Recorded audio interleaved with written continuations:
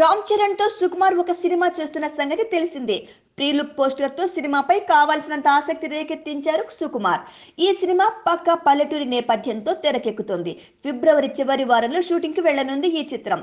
దీనికి రేపల్లె అనే టైటిల్ పరిశీలిస్తున్నారు. ఇందులో పల్లెటూరి కుర్రాడిగా నటిస్తున్నాడు చరణ్. దీనికి తగ్గట్టే ఫస్ట్ లుక్ లో కూడా పంచకట్టుతో కనిపించాడు చరణ్. ఇక ఈ సినిమాలో చెవిటివాడిగా నటిస్తున్నాడు రామ్ చరణ్. ఇదే కొత్తదనం.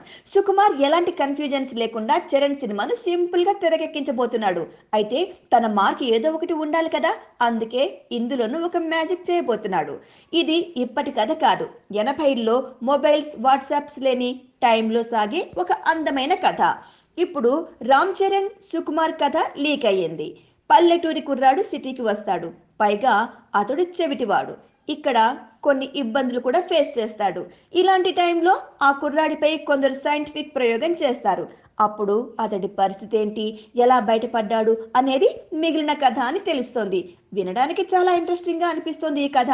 కానీ ఈ కథను రామ్ చరణ్ లాంటి మాస్ హీరోతో, పైగా చెవిటి పాత్రతో ఎలా తెరకెక్కిస్తారు అన్నదే ఆసక్తికరంగా మారింది.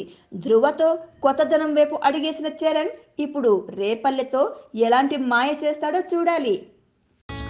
Please subscribe. Hi, it's me Purna. Please subscribe.